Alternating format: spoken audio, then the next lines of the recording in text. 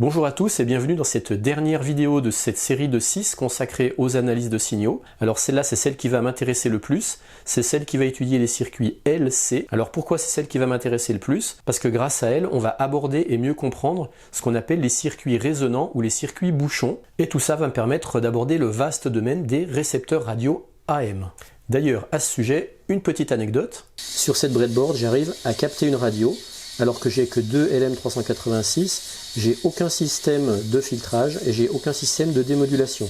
Et en fait, je reçois même de la FM. C'est même pas de la M, c'est de la FM. Donc je pense qu'en fait, c'est tout simplement parce que j'ai une radio émettrice qui est tout près. Le signal, il est complètement pourri, mais ça m'amuse toujours de voir qu'on peut recevoir une radio simplement comme ça, avec quelques bouts de composants et un fil d'antenne. Alors à terme, ce que je voudrais arriver à faire, c'est à me faire un vrai récepteur radio AM en sélectionnant ma gamme de fréquences, en arrivant bien à redresser le signal et le démoduler. Mais bon, ça, c'est pour la suite.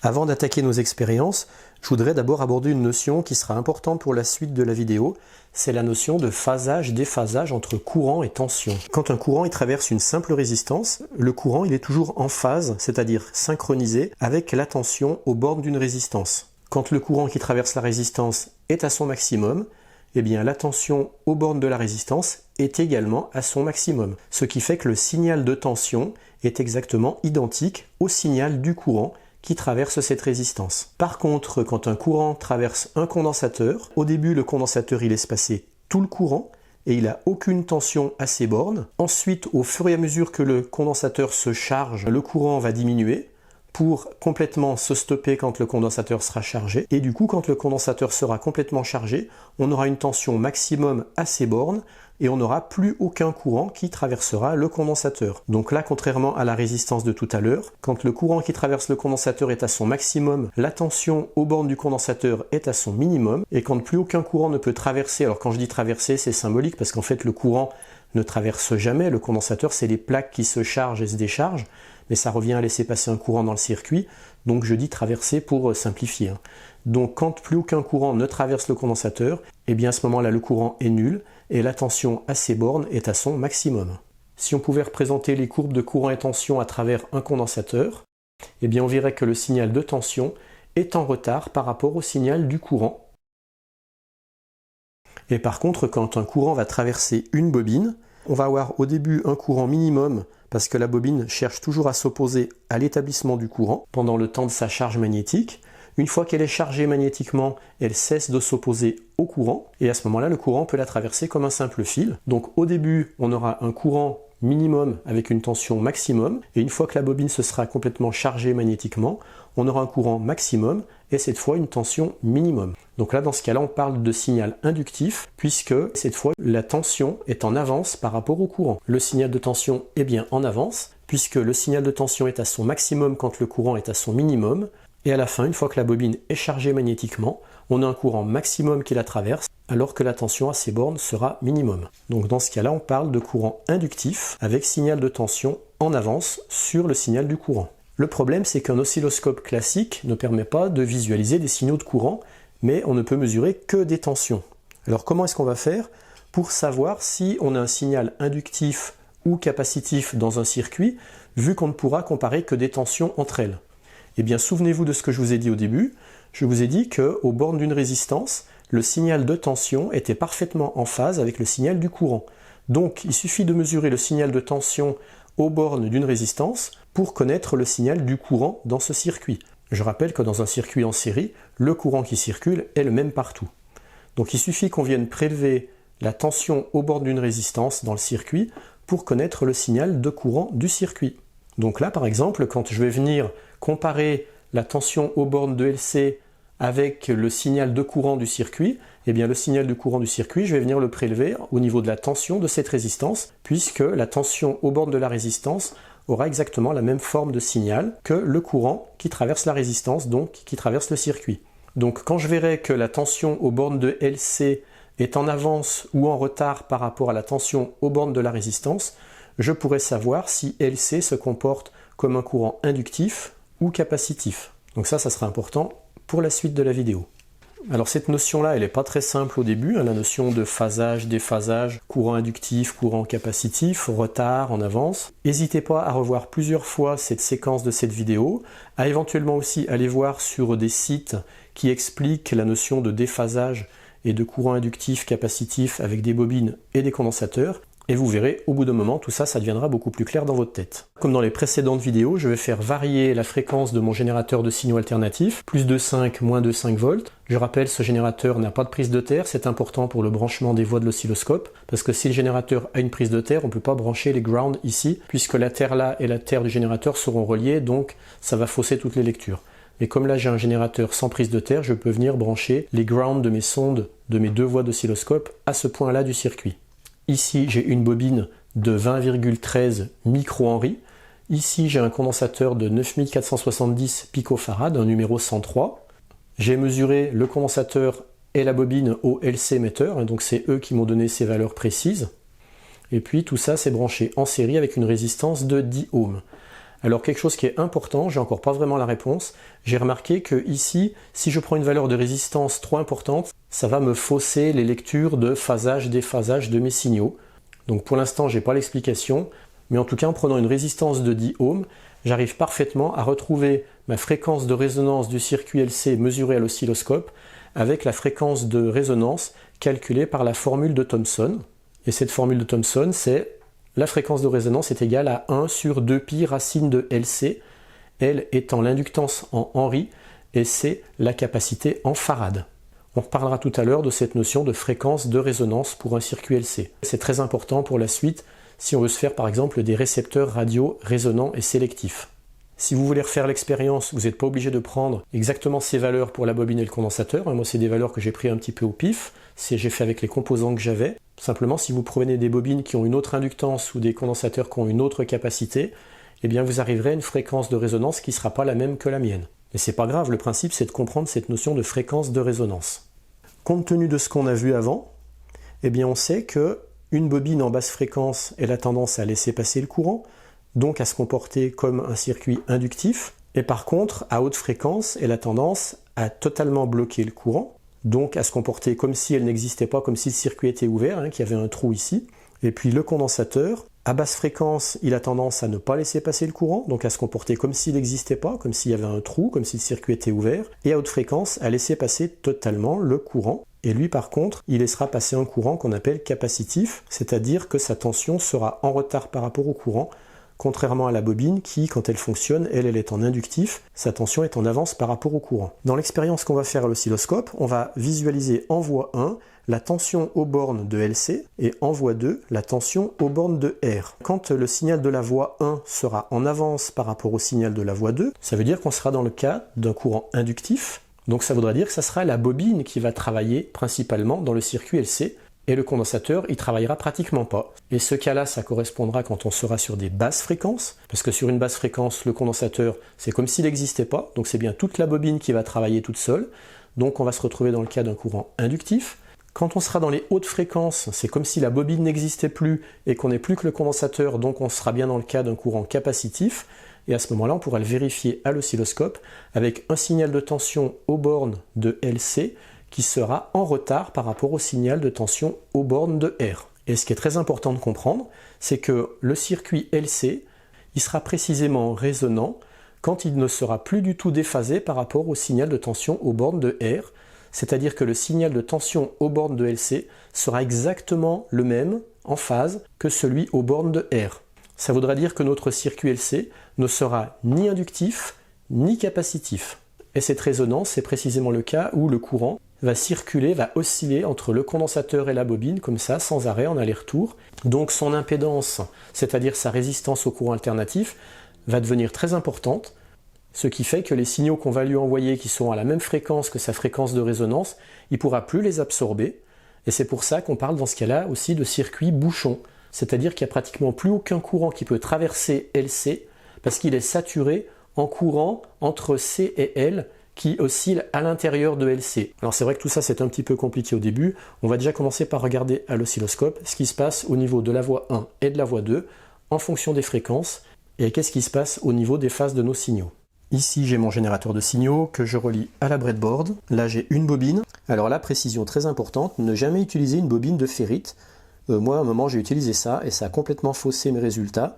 Je ne comprenais pas pourquoi, et grâce à un ami qui est sur internet, qui s'appelle Michel, qui se reconnaîtra, il m'a dit mais il ne faut pas prendre une bobine de ferrite, il faut prendre une bobine en l'air, qui est enroulée sur rien du tout, sur un noyau qui n'est pas ferreux, soit en plastique, soit en carton, soit rien du tout. Donc là, celle-là, à l'origine, elle avait un noyau de ferrite comme ça, qui sert à la régler, donc je l'ai enlevé, de façon à ce que j'ai bien simplement une bobine enroulée en l'air sur rien du tout. Ici, j'ai mon condensateur, et ici, ma résistance de 10 ohms en série. Alors j'ai essayé de réduire le plus possible tous les fils, par contre j'ai encore ces fils là qui à haute fréquence créent des inductances et des capacitances parasites, mais bon là pour ce que je veux faire c'est pas trop gênant, mais par contre si on veut vraiment faire des choses très précises, faut plus faire ça sur des breadboards et avec des fils comme ça, parce que sinon ça crée trop d'inductances et de capacitances parasites, mais bon là moi pour ce que je veux faire ça me suffira. Après là donc j'ai de nouveau mes deux sondes qui sont reliées ici à mes deux entrées de l'oscilloscope.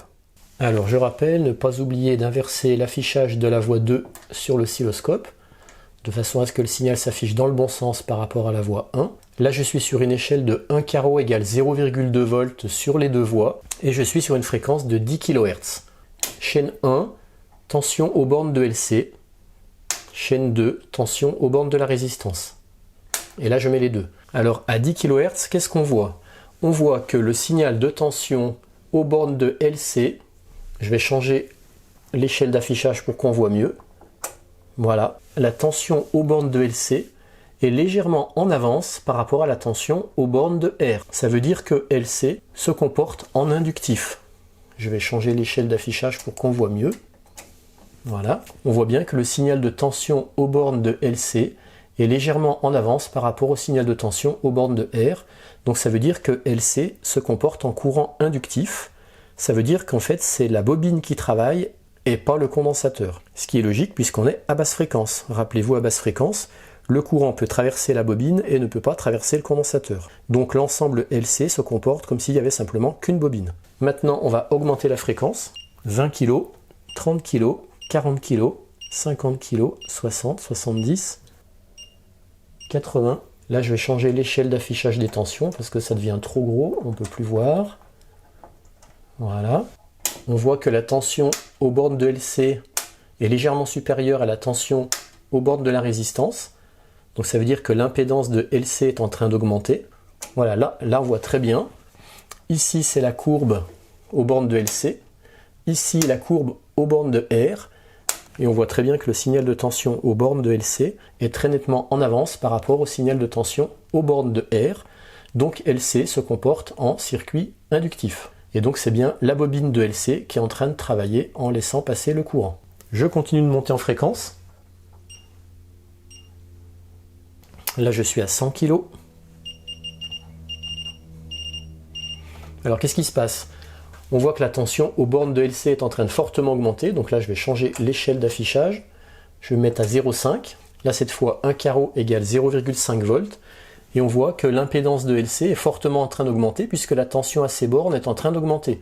Plus la fréquence augmente, plus l'impédance de LC augmente. Et donc par effet induit, la tension aux bornes de la résistance, elle, diminue. Et on voit toujours le signal de LC en avance par rapport au signal de R. Donc là ça veut dire que LC travaille toujours en induction, donc c'est toujours la bobine qui travaille. C ne fait pratiquement rien, donc c'est pour ça que LC se comporte en circuit inductif. Donc signal de tension en avance par rapport au courant. Alors si je continue de monter en fréquence, qu'est-ce qui va se passer? Eh bien logiquement, il y a un moment où le signal de tension aux bornes de LC va arriver à son maximum. C'est là que LC aura le plus d'impédance.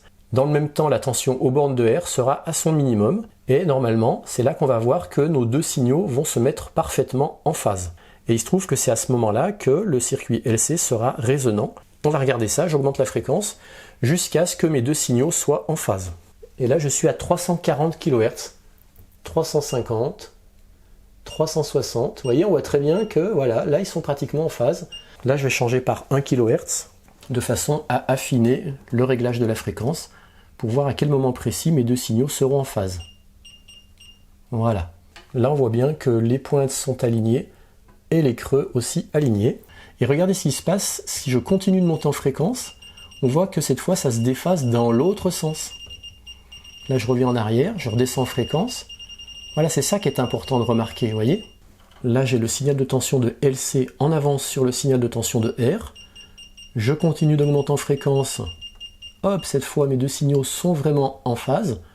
Les deux pointes se font en même temps, les deux creux se font en même temps. Et si je continue de monter en fréquence, hop, cette fois, c'est le signal de tension aux bornes de R qui passe en avance sur le signal de tension aux bornes de LC. Donc là, ça veut dire que cette fois, c'est le condensateur dans le circuit LC qui travaille et qui génère un effet capacitif cette fois. Puisque je rappelle, quand un condensateur est traversé par un courant, il induit un effet capacitif.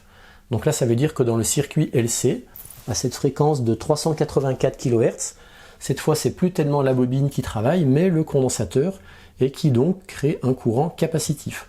Donc là, on est dans un courant capacitif au niveau de LC. Là, on est en phase, on va voir ce que ça veut dire. Et là, on est dans un courant inductif au niveau de LC. Donc quand on est en phase, eh bien, ça veut dire que LC n'induit plus aucun effet ni capacitif ni inductif. Donc quelque part, c'est comme si le courant ne traversait plus ni le condensateur ni la bobine. Et là justement, à ce moment-là, on est sur la fréquence de résonance de LC. On va regarder sur le générateur de signaux à quelle fréquence on est. Voilà, on est sur une fréquence de 356 kHz. Et bien là, on a notre fréquence de résonance de notre circuit LC. Ça veut dire qu'à cette fréquence, il est à son maximum de résonance, son impédance est à son maximum et il fait bouchon. Et bien maintenant, on va vérifier avec la formule de Thomson s'il nous donne cette même fréquence de résonance avec ce condensateur et cette bobine. La formule de Thomson qui donne la fréquence de résonance d'un circuit LC, c'est celle-ci, c'est égal à 1 sur 2π racine de LC. Alors sur internet, il existe un site avec une petite calculette qui nous permettra de trouver très facilement le résultat de cette équation en rentrant la valeur d'inductance de la bobine et la valeur de capacité du condensateur. Allez, on va voir ça tout de suite. Alors voici le fameux site qui nous permet de calculer la fréquence de résonance d'un circuit LC. Je vous mettrai le lien sous la vidéo dans la zone de commentaires. Et j'en profite pour dire encore un grand merci à Mick3147. Alors ici je vais rentrer ma capacitance du condensateur. Je peux choisir les unités. Ici l'inductance de la bobine, je peux choisir les unités. Donc là moi j'ai un condensateur comme je vous le montrais en début de vidéo de 9470 picofarad. Et puis l'inductance, je l'ai mesuré aussi avec le LC metteur, l'inductance de ma bobine, à 20,13 micro-henry. Donc là, ne pas se tromper d'unité, je suis déjà aussi en micro-henry. Je fais calculer, je convertis en kHz, hop, calcul, et voilà, donc j'ai ici ma fréquence de résonance, et elle est à peu près de 364 kHz. Donc la formule de Thomson nous donne 365 kHz. Au générateur de signaux, on a trouvé tout à l'heure 356 kHz. On a 8 kHz d'écart, donc c'est relativement normal, compte tenu du fait que j'ai fait ça sur une breadboard un peu à l'arrache, avec des fils qui se baladent, donc ça crée des inductances et des capacitances parasites. Donc ça veut dire que si j'utilisais ce circuit-là pour faire un récepteur radio AM, eh bien en théorie je pourrais capter de la radio qui émet sur une fréquence de 356 kHz. Après, je pourrais remplacer mon condensateur par un condensateur variable de façon à pouvoir capter plusieurs fréquences en faisant varier la capacité de mon condensateur. Voilà, cette vidéo c'est terminé. J'espère qu'elle vous a plu, qu'elle vous aidera. N'hésitez pas à liker ou à vous abonner, ou les deux. Et moi, je m'éclate toujours autant en faisant ça. La magie de l'électronique. Allez, à bientôt, bye.